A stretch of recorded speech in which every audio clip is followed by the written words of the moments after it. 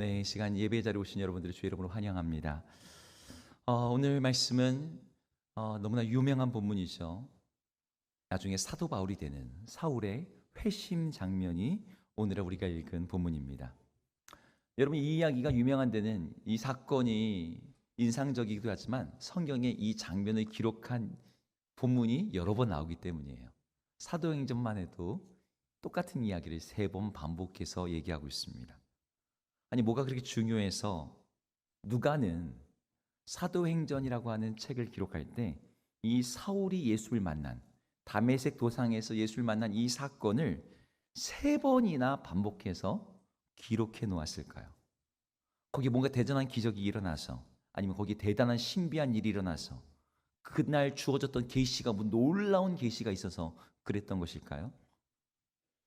제 아는 친구 목사님이 계세요. 신대원 때부터 같이 이제 공부를 했던 목사님인데, 그 친구 목사님의 교회에 제가 방문을 하게 됐습니다.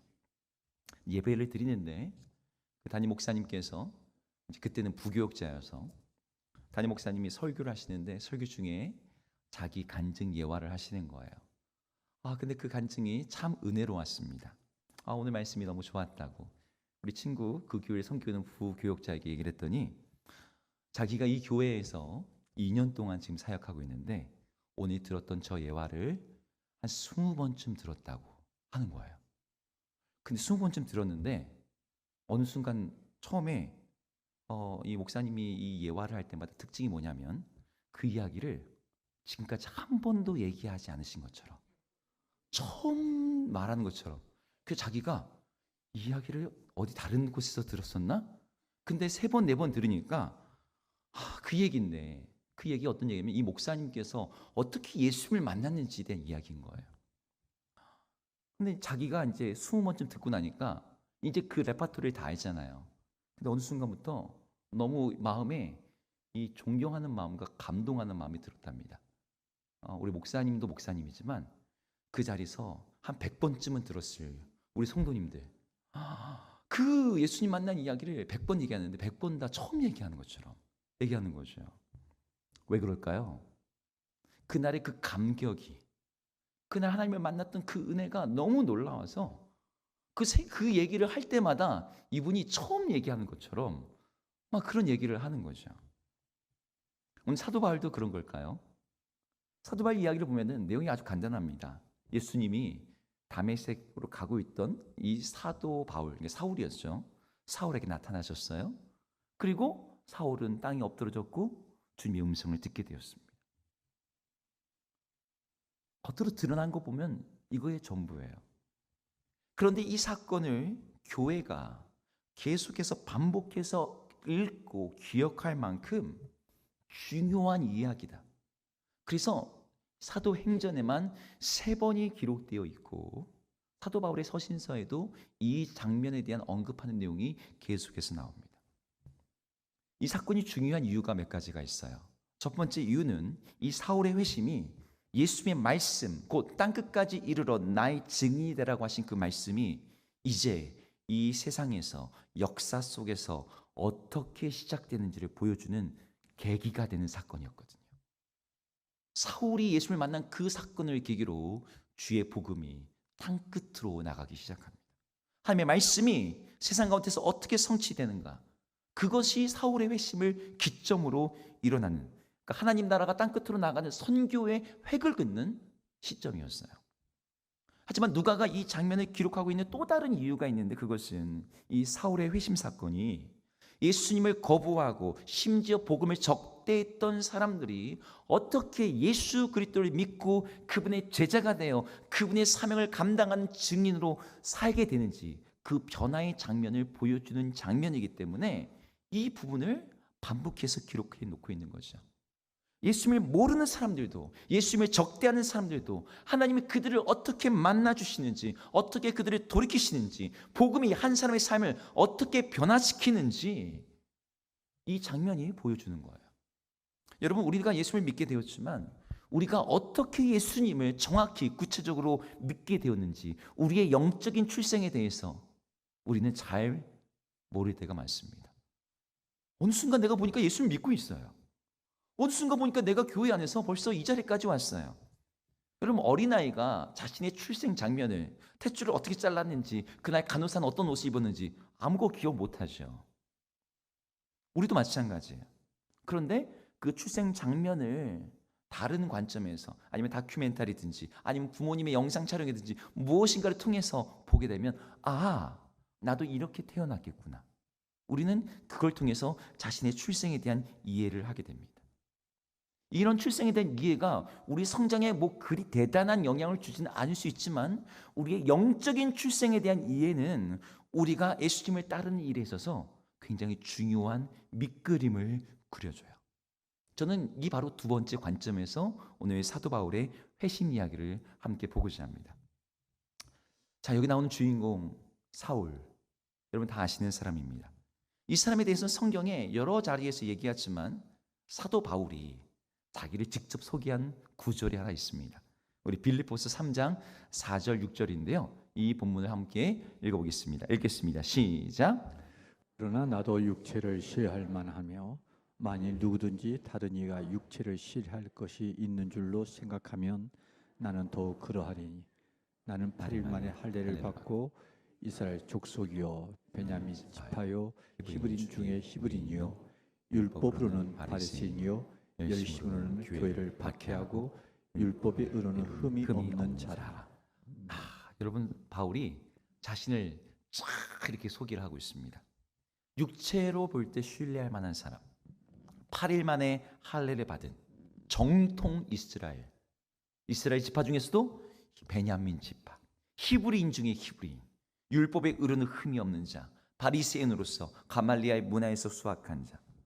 그러니까 외적으로 보면 거의 이 이스라엘 백성 중에 상류층, 가장 정통에 해당되는 사람이 이 사울이었습니다. 이 사람을 빼놓고서 하나님의 백성, 아브라함의 자손, 참 이스라엘 사람을 논할 수 없는 그런 사람이 사울이었죠. 사울은 어떤 그의 혈통적, 육체적인 것만이 아니라 그가 가지고 있는 율법적 특식도 탁월했고, 하나님을 향한 마음의 열심 또한 특심했던 사람이었어요. 바리새인들은 하나님의 율법을 공부하고 그것을 지키는 일에 열심이었는데, 그 이유는 그들이 개인적으로는 말씀을 연구하고 그대로 지키는 것이 그들의 영생을 좌우한다라고 믿는 동시에 그들의 경건과 그 행동이 하나님께서 말씀하신 다윗의 나라를 회복하는 일에 직결된다고 믿었어요. 그래서 그들은 율법을 지키는 일에 자신의 목숨을 걸었습니다. 근데 사울이 그런 사람이었던 거죠. 여러분, 사울이란 이름만 들어도 그래요. 사울은 자기 자신을 베냐민 지파라고 소개하고 있습니다. 여러분, 성경 속에 베냐민 지파 출신의 사울이 한 명 더 나오죠. 누구죠? 네, 이스라엘의 첫 번째 왕이었던 사울입니다. 베냐민 지파 출신으로 사무엘이 그에게 기름을 부었어요. 그러니까 이 사울이라는 사람도 이스라엘 백성들 가운데 어떤 이미지를 풍길까요? 왕의 이름을 이어받은, 왕족의 어떤 그런 느낌을 주는 사람인 거죠.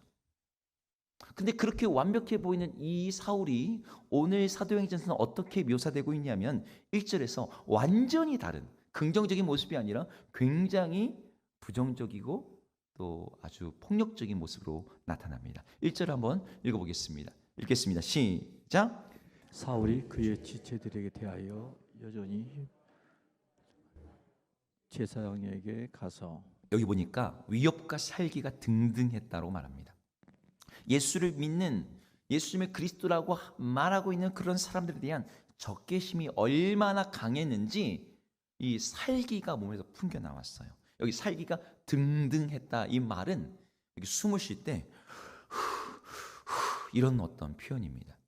그러니까 사자가 사냥감을 쫓아와서 눈앞에 사냥감을 두고서 헐떡거리면서 씩씩거리는 모습이 오늘 이 사울의 모습이었던 거예요. 베드로전서에 보면 이 베드로가 초대 교회를 핍박하면서 많은 어떤 그 공격이 들어올 때 사탄 마귀가 우는 사자와 같이 삼킬 자를 찾는다고 했는데, 사실 오늘 본문에 나오는 사울이 딱 그 모습이었어요. 문제는 이 사울이 자기 자신의 생각할 때는 그렇게 생각하지 않았다는 거죠. 자신은 하나님을 잘 섬기고 하나님 향해 열심을 내는 사람이라고 여겼습니다. 자신은 참으로 하나님의 백성이며 하나님의 뜻대로 사는 사람이며 나야말로 이 땅 가운데 하나님의 나라가 임하게 하는 그 일에, 다윗의 왕국이 임하는 일에 나의 한 삶을 정말 불태워 드리겠다, 그런 열심을 가진 자라고 자부하고 있었어요.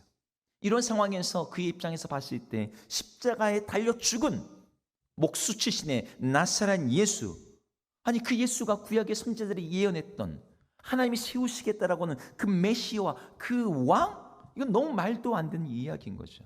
그런 말도 안 되는 이야기를 믿으면서 유대인들에게 예수가 그리스도라고 말하는 자들, 저들은 다 나사렛 이단이다, 저들은 사로잡고 죽여야 된다, 이게 사울의 심정이었습니다.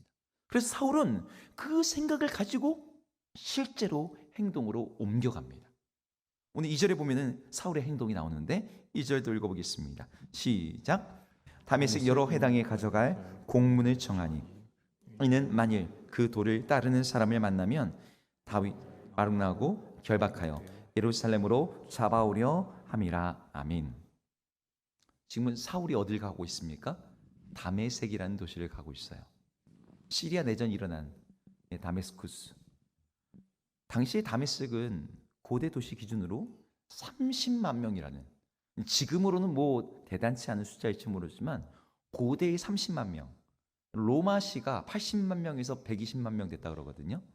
알렉산드리아가 제2의 도시인데 알렉산드리아가 70에서 80만 명이었어요. 전 세계에서 가장 큰 도시. 그런데 이 다메섹이 30만 명인 거예요. 그 중에 유대인들이 몇만 명이냐? 5만 명이 살았대요. 그래서 유대인 회당이 그 다메섹의 도시에만 30개가 있었습니다. 여러분, 그 정도로 이 도시가 융성한 도시였고, 이 도시는 로마 제국의 동쪽에서 오는 상인들이, 그러니까 인도라든지 저 페르시아 건너편에서 오는 사람들이 이 다메섹을 거쳐서 로마로 가는 그러한 어떤 관문 역할을 하는 도시였습니다. 사울은 이 다메섹이 얼마나 중요한지를 알았어요. 왜냐하면 팔레스타인하고 붙어 있거든요. 다메섹의 예수 그리스도의 복음이 왕성하게 되면 이 로마인들이 만들어놨던 그 도로를 타고 이것이 온 세상으로, 아시아로, 헬라로, 로마까지 이어질 것을 그는 짐작하고 있었습니다. 사울의 예상이 그대로 맞아떨어져요. 실제로 이 다메섹은 네로 황제, 그러니까 AD 60년경에 이 네로 황제가 기독교를 로마의 화제로 인해서 박해를 할 때 이 다메섹에서만 그리스도교 출신의 유대인들을 그때 몇 명을 죽이냐면 1만 명을 죽입니다. 그러니까 이 다메섹에만 1만 명이 넘는 그리스도인이 있었다는 거예요. 이런 상황에서 사울이 그 다메섹을 그냥 두고 볼 수가 없었던 거죠. 가서 나사렛 잔당들을 내가 다 잡아오겠다. 이것이 하나님을 향한 열정이자 하나님이 상 주실 일이라고 그는 믿고 있었습니다. 여러분, 그런데 어떻습니까? 정말로 그랬나요? 예수를 믿는 자들을 핍박하는 일이 하나님이 기뻐하시는 그러한 일이었습니까? 전혀 아니었죠. 사울은 다메섹으로 가는 그 길 가운데서 하나님을 만나게 되었어요. 호련히 밝은 빛이 그의 눈 위에 나타났습니다. 그리고 소리가 들려왔어요. 율법에 밝았던 사울은 지금 자기에게 일어나는 현상이 어떠한 일이라는 걸 알고 있었습니다. 하나님께서 모세를 부르시던 그 장면, 하나님께서 아브라함을 부르실 때도 아브라함아, 아브라함아 이렇게 부르시면서 하나님이 불 가운데 나타나셨고, 모세에게도 그 떨기 불꽃에서 나타나셨는데 이제 빛 가운데서 자기에게 똑같은 음성이 들리는 거예요. 사울아, 사울아. 지금 자기 눈앞에 하나님이 나타난 것을 그는 직감적으로 알 수가 있었습니다. 사울이 그 빛 앞에서 땅에 엎드려져서 아마 이런 생각을 했을지 모르겠어요. 하나님이 지금 나를 부르시는구나. 하나님이 나의 이 열심을 보시고 나에게 남다른 비전과 능력과 계시를 주시려나 보구나. 그런데 사울에게 들려지는 음성은 사울이 기대했던 내용과는 전혀 달랐죠. 그 음성이 4절에 나오는데요. 4절도 읽어보겠습니다. 읽겠습니다. 시작. 땅이 엎드려져 들음에 소리가 있어 이르시되 사울아 사울아 내가 어찌하여 나를 박해하느냐 하시거늘. 네, 사울이 이 얘기 들을 때 얼마나 충격이었을까요? 나를 박해하느냐.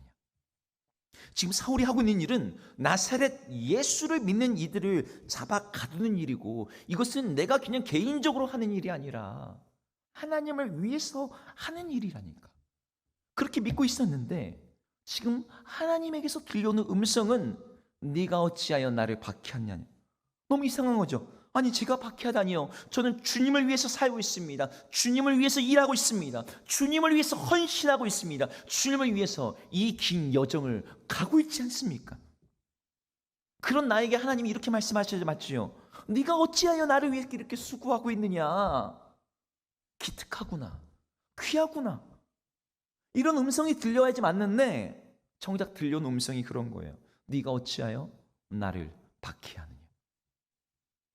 사울은 자기에게 음성을 들려주시는 분이 하나님이라는 것을 부인할 수는 없었어요. 하나님인 걸 인식하면서도 묻지 않을 수가 없는 거죠. 5절에 이렇게 말합니다. 대답하되 주여 누구시니까? 이르시되 나는 내가 박해하는 예수라. 여기 주여라는 말이 구약 성경에는 아도나이로 번역되는 단어입니다. 아도나이, 주, 하나님이란 뜻이에요. 하나님, 당신은 누구십니까? 모세가 하나님을 만난 그 자리에서 뭘 묻죠? 하나님, 당신의 이름이 무엇입니까? 여호와, 스스로 있는 자. 사울도 하나님께 묻고 있는 거예요. 당신이 지금 누구십니까? 나에게 말씀하시는 당신이 도대체 어떤 분이십니까? 근데 놀랍게도 그 대답이 그래, 나 하나님 맞는데 내가 누구냐면 바로 네가 박해하는 나사렛 예수다. 사울이 금성을 들을 때 죽은 자 같이 되었습니다. 땅이 완전히 엎드러졌어요. 그리고 그 이후로 사흘 동안 보지 못하고 먹지도 마시지도 않았습니다. 예수님이 십자가 달려 죽으신 것처럼, 무덤에 들어가셨던 것처럼 사울도 그 기간 동안 자신이 완전히 죽는 것을 경험했어요. 자신의 모든 세상이, 자신이 믿고 있던 모든 것들이 완전히 깨어지고 무너지고, 내가 지금까지 뭘 하고 산 거지? 내가 지금까지 뭘 믿고 산 거지? 그래서 그것이 단순히 정신적인 충격으로만이 아니라 그의 몸으로 이상 증세로 나타나죠. 사울이 예수를 만났을 때 그의 눈이 어떻게 되었습니까? 앞을 보지 못하게 되었어요. 8절에 그 장면을 기록해 놓고 있습니다. 8절도 읽어보겠습니다. 시작. 사울이 땅에서 일어나 눈은 떴으나 아무것도 보지 못하고 사람의 손에 끌려 다메섹으로 들어가서. 여러분, 눈을 감은 게 아니에요. 눈을 떴어요. 눈을 뜨면 보여야 되잖아요. 근데 눈을 떴는데 아무것도 보지 못하는 거예요. 앞에 보면 그 이유가 주의 광채로 인해서 눈이 멀었다, 이런 식으로 설명하고 있습니다. 그럼 왜 하나님이 사울에게 이런 과정을, 그의 눈이 먼 것처럼 만드는 그 사건을 일으키셨을까요? 여러분, 이 얘기는 해석이 필요 없습니다. 나중에 사도 바울이 되는 이 바울이 자신에게 일어났던 일을 직접 얘기를 해요. 아그리빠 왕 앞에 사도행전 26장 18절에서 이야기합니다. 하나님께 그날 그 자리에서 받았던 사명이 있는데 그 사명이 이런 거였다는 거예요. 읽어보겠습니다. 시작. 그 눈을 뜨게 하여 어둠에서 빛으로 사탄의 권세에서 하나님께로 돌아오게 하고 죄사함과 나를 믿어 거룩하게 된 무리 가운데서 기업을 얻게 하리라 하더이다. 아멘. 그때 하나님의 음성이 들려왔는데 뭐라고 들려왔냐면 그 눈을 뜨게 하여 어둠에서 빛으로 돌아오게 할 것이다. 이것이 내가 너에게 주는 사명이다. 그래서 이 사도 사울도 그날 그 자리에서 어둠을 경험하는 거예요. 그의 심령의 어둠만이 아니라 그의 육체적인 어둠을 경험하고 그 어둠 가운데 자신을 다시 눈뜨게 하시는 하나님의 역사를 다음 시간에 보겠지만, 아나니아라는 예수를 따르는 제자를 통해서 그의 눈을 뜨게 하는 경험을 하게 됩니다. 그 경험을 통해서 하나님이 어떤 분이시다, 사람들로 하여금 사탄의 권세로부터, 그리고 그들 내면의 죄악과 그 어둠으로부터 이끌어내어서 빛으로 이끄신다. 그런데 그 일을 어떻게? 바로 이 땅에 빛으로 오신 예수 그리스도를 통해서, 예수 그리스도를 통해서 그 일을 행하고 계신다. 그가 그것을 자신의 온몸으로 경험하게 된 거예요. 그래서 사울이 예수를 만난 이 장면은 모든 그리스도인에게 일종의 상징이자 역설로서 우리에게 교훈을 줍니다. 내가 보고 있다고 생각하는 사람들, 나는 사리 판단을 잘하고 있고 내가 무엇을 보는지 잘 알고 있고 내가 선과 악을 구별할 수 있다라고 생각하고 있는 사람들, 그 사람들이 정말 예수를 만나고 나면 자신의 실제는 내가 지금까지 소경이었구나라는 걸 확인하게 되는 거죠. 요한 사도가 빛으로 오신 예수님에 대해서 설명하면서 빛이 왔을 때 어둠이 깨닫지 못하였다. 수많은 사람들이 그 예수를 직접 만나기 전에는 자신이 어둠 가운데 있는지를 모른다는 거예요. 여러분들에게 이런 경험이 있습니까? 예수님을 믿음으로 말미암아 내가 정말 어둠 가운데 있었었구나. 예수님을 만나고 나서야 내가 정말 눈뜬 소경이었고 내가 진리를 안다고 생각했는데 내가 정말 허탄한 것들을 갖다가 믿고 있었고, 근데 예수님을 만나고 나니 진짜가 무엇인지를 알게 되었고, 동시에 예수님이 바로 빛이시며 우리에게 생명을 주시는 분이라는 것을 확신하게 된 그런 경험이 여러분들에게 정말 있으십니까? 사람들은 생각해요. 나는 나름 잘 살고 있다고. 나만큼만 착하게 살라고. 제가 예전에 이 설문조사를 보고 마지막 그 설문조사 질문 항목을 보고 깜짝 놀랐습니다. 미국에서 수많은 대중들에게 설문조사를 했어요.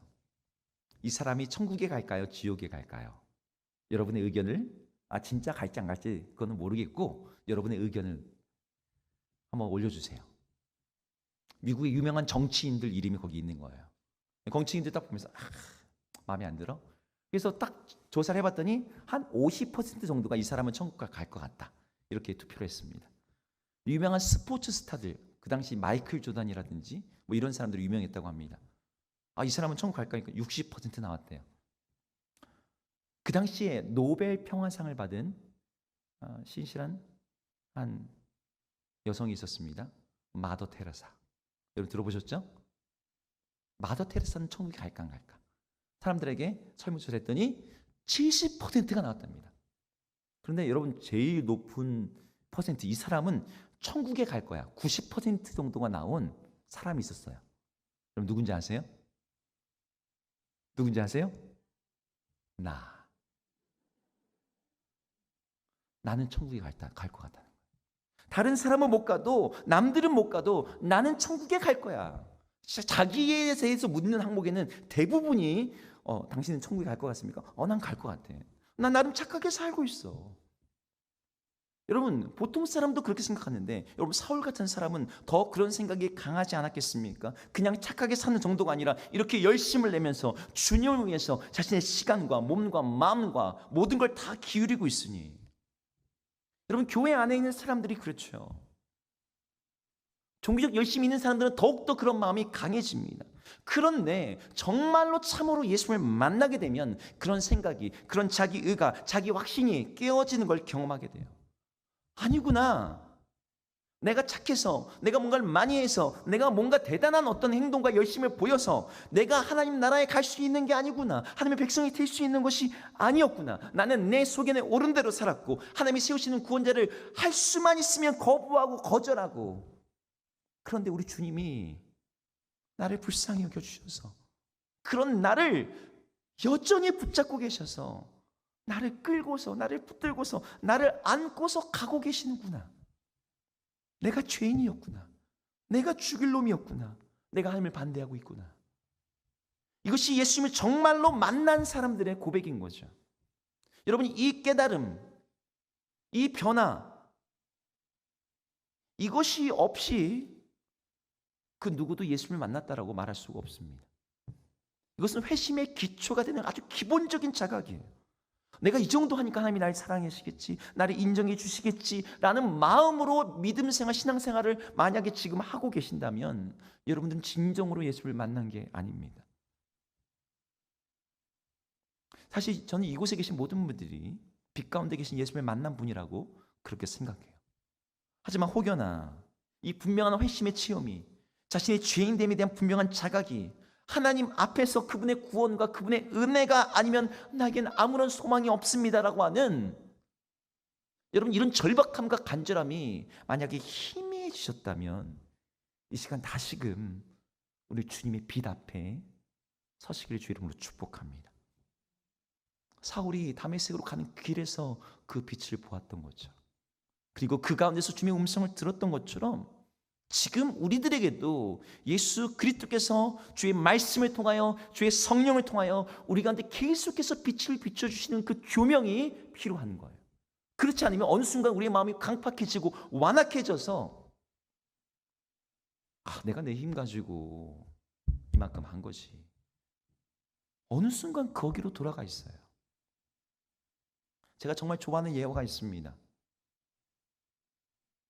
마태복음 13장에 천국 복음에 대한 예화들이 쭉 나오는데 씨 뿌린 자의 비유가 나오죠. 네 가지 밭. 그 다음 비유가 뭐냐면 알곡과 가라지의 비유예요. 근데 그 알곡과 가라지의 비유가 한 밭에 뿌려졌는데 분명히 알곡을 심었는데 가라지를 원수가 와서 뿌려놨습니다. 가라지가 자라는 거예요. 그걸 보고서 일하는 종들이 주인에게 말합니다. 주인이요, 어찌하여 저런 게 자라납니까? 우리가 가서 뽑을까요? 그랬더니 주인이 내버려 두라는 거예요. 가만 두어라 되어 있습니다. 마지막 날에 내가 할 것이다. 가만 두어라면서 그것을 가만두지 않고 뽑으면 알곡이 상할까 하여 라고 되어 있습니다. 이 말씀이 기초적으로 말하고 있는 의도는 교회 안에 알곡과 가라지가 있다는 의미예요. 그게 일체적 의미예요. 하지만 거기에 나오는 밭이 우리의 마음이라고 할 때 여러분 우리가 예수 그리스도를 믿었잖아요. 예수 그리스도의 말씀이 우리 가운데 들어왔잖아요. 그런데 우리 안에 여전히 죄가 남아있고 가라지들이 자라나고 있단 말이죠. 왜 그걸 하나님이 제거하지 않으실까? 우리는 종종 궁금해합니다. 여러분 근데 그것 때문에요. 알곡이 지켜지는 거예요. 내 안에 죄 때문에, 내 안에 그 연약함 때문에, 내 안에 그 악함 때문에 난 예수 없으면 살 수 없구나.